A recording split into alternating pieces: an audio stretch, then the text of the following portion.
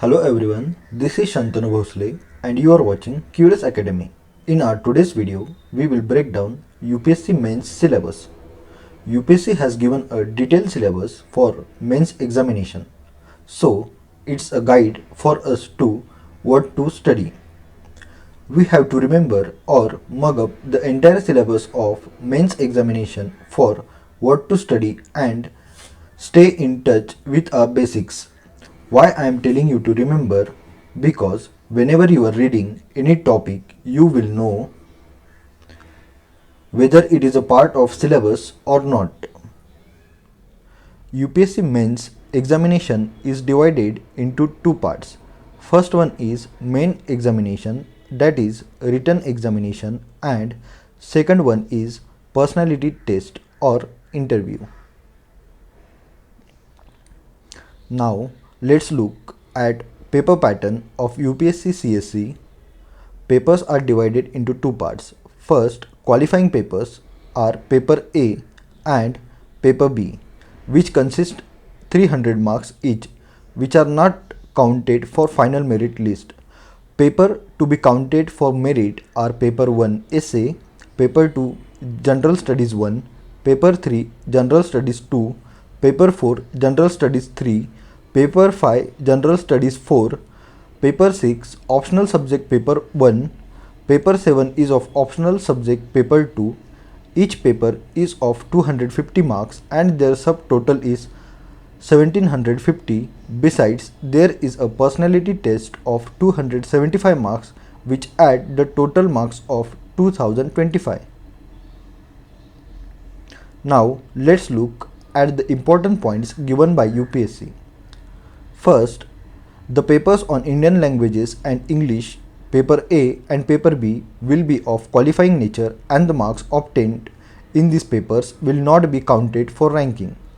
Second, the papers on Indian languages and English, paper A and paper B, will be of matriculation or equivalent standard. Third, the papers on essay, general studies and optional subjects of only such candidates will be taken cognizance who attain 25% marks in Indian language and 25% in English as minimum qualifying standards in these qualifying papers. Fourth, marks obtained by the candidates for paper 1 to 6 only will be counted for merit ranking. Fifth, the question papers for the main examination will be of conventional type and each paper will be of 3-hour duration. Sixth, candidates will have the option to answer all the questions paper except the qualifying language papers, paper A and paper B, in any one of the language included in the 8th schedule to the Constitution of India or in English. Seventh, the question papers other than the literature of language papers will be set in Hindi and English only. There are two compulsory language papers, one which is English, which is compulsory for everybody, and second is Indian language. For English language paper essay, you have to write 600 words essay and carries 100 marks. In essay paper of GS, you write 1000 words essay. If you had prepared for GS essay, then this should be fine for you. Next is comprehension, where you are supposed to answer 5 questions of 15 marks of total 75 marks. Précis writing is the idea. If you are given 750 words passage, you have to write it down in 250 words for 75 marks. And finally, last one is of grammar, which includes 50 marks. Grammar is an area where you are asked antonyms, synonyms, etc. And the glory of this paper is you only supposed to marks 75 out of 300 marks paper, that is 25% of marks. And for Indian language this is also the same, and there is one extra component, that is of translation from English to Indian language and vice versa. Students are required to write essays on multiple topics. They will be expected to keep closely to the subject of the essay, to arrange their ideas in orderly fashion and to write concisely, credit will be given for effective and exact expression. Now, let's look at General Studies 1 syllabus. Indian Heritage and Culture, History and Geography of World and Society. First, Indian culture will cover the salient aspects of different art forms, literature, and architecture from ancient to modern times. Second, modern Indian history from about the middle of the 18th century until the present, significant events, personalities, issues such as non-cooperation movement with India, personalities like Mahatma Gandhi, Netaji Subhash Chandra Bose, Bhagat Singh, etc. Third, the freedom struggle, its various stages and important contributors or contributions from different parts of the country such as peasant movements, 1857 First War of Independence and other revolts against the imperial rule. Fourth, post-independence consolidation and reorganization within the country. In this, there is partition and its side effects and formation of states. Fifth, history of the world will include events from 18th century such as Industrial Revolution, World Wars, withdrawal of national boundaries, colonization, decolonization, political philosophies like communism, capitalism, socialism, etc. Their forms and effects on the society. 6. Salient features of Indian society, diversity of India, such as social structure, caste system, and unity in diversity will be asked. 8. Effects of globalization on Indian society. 9th, social empowerment, communalism, regionalism, and secularism. 10th, salient features of world's physical geography. 11th, distribution of key natural resources across the world including South Asia and the Indian subcontinent, factors responsible for the primary location, secondary and tertiary sector industries in various parts of the world including India. 12th, important geophysical phenomena such as earthquakes, tsunami, volcanic activity, cyclone, etc. Geographical features and their location changes in critical geographical features including water body and ice caps, and in flora and fauna and the effects of such change. Now let's look at General Studies 2 syllabus, which will include governance, constitutions, polity, social justice, and international relations. First, Indian Constitution, historical underpinnings, evolution, features, amendments, significant provisions, and basic structure. Second, functions and responsibilities of the Union and the states, issues and challenges pertaining to the federal structure, devolution of powers and finances up to local levels and challenges therein. Third, separation of powers between various organs, dispute redressal mechanisms and institutions. Fourth, comparison of Indian constitutional scheme with that of other countries. Fifth, parliament and state legislatures, which will include structure, functioning, conduct of business, powers and privileges and issues arising out of these.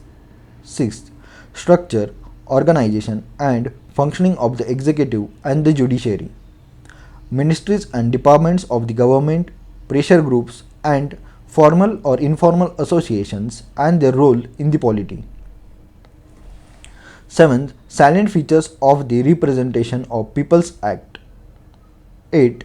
Appointment to various constitutional posts, powers, functions and responsibilities of various constitutional bodies. 9th, statutory, regulatory and various quasi-judicial bodies. 10th, government policies and interventions for development in various sectors and issues arising out of their design and implementation. 11th, development processes and the development industry, the role of NGO, self-help groups, various groups and associations, donors, charities, institutional and other stakeholders. 12th, welfare schemes for vulnerable sections of the population by the center and states and the performance of these schemes, mechanisms, laws, institutions and bodies constituted for the protection and betterment of these vulnerable sections. 13. Issues relating to development and management of social sector, services relating to health, education, human resources. 14. Issues relating to poverty and hunger. 15.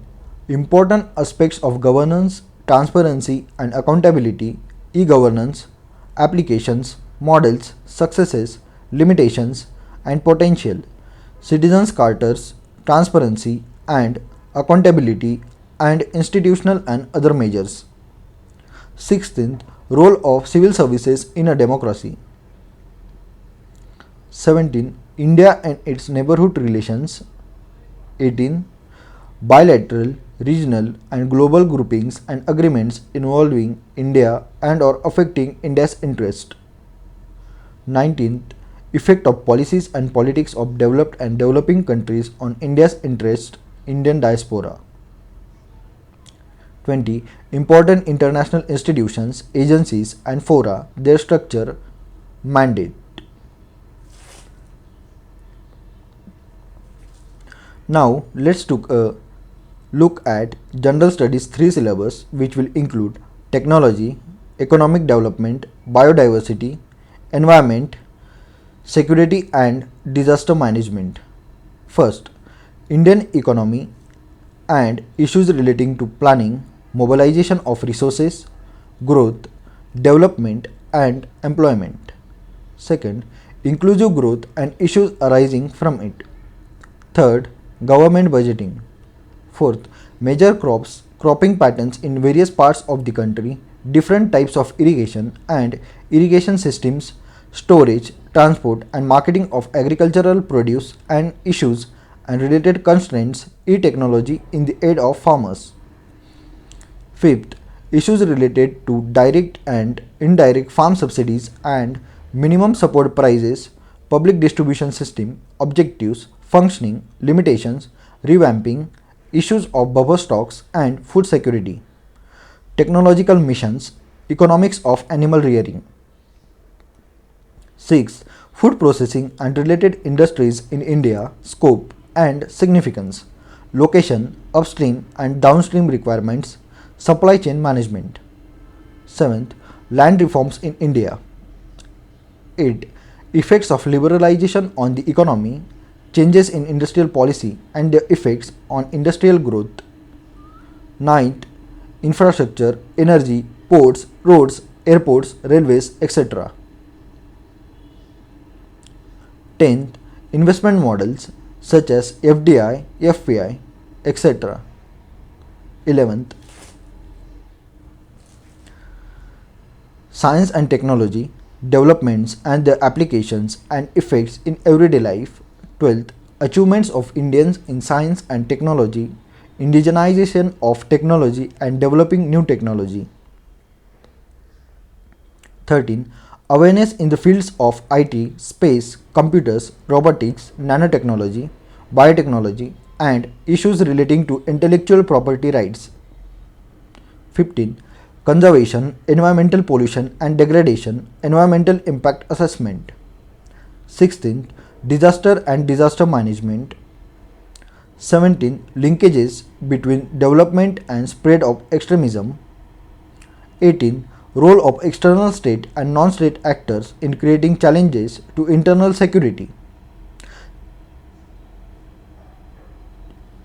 18. Challenges to internal security through communication networks, role of media and social networking sites in internal security challenges.